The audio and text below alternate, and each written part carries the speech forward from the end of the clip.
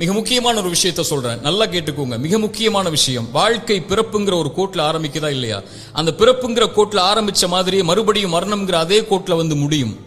பிறக்கும் போது எப்படி ஒண்ணும் இல்லாம வந்தானோ அது போல மரணிக்கும் போதும் ஒண்ணுமே இல்லாம எல்லாத்தையும் விட்டுட்டு போயிருவான். அவனுடைய செல்வம், சொத்து, குடும்பம், குழந்தை எல்லாத்தையும் விட்டுட்டு ஒண்ணும் இல்லாம பிறந்தது மாதிரியே போய் சேர்ந்துருவான்.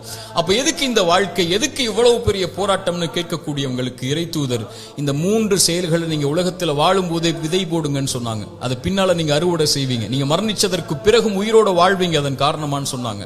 அந்த 3 விஷயம் என்ன தெரியுமா? முதல் விஷயம், இறைவன் உங்களுக்கு செல்வம்னு ஒண்ணு கொடுப்பான், அது பிறருக்கு இந்த உலகத்திலேயே கொடுத்து உதவுங்க. அதன் மூலமாக ஒருவன் பலன் பெற்றிருந்தால், அதன் மூலமாக இன்னொரு பலன் பெற்றிருந்தால் அந்த தொடர் நன்மை உங்களுக்கு வந்தடையும்னு சொன்னாங்க.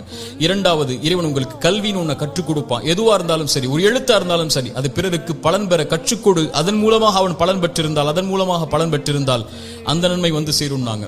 மூன்றாவது, இறைவன் உங்களுக்கு குழந்தை ஒன்று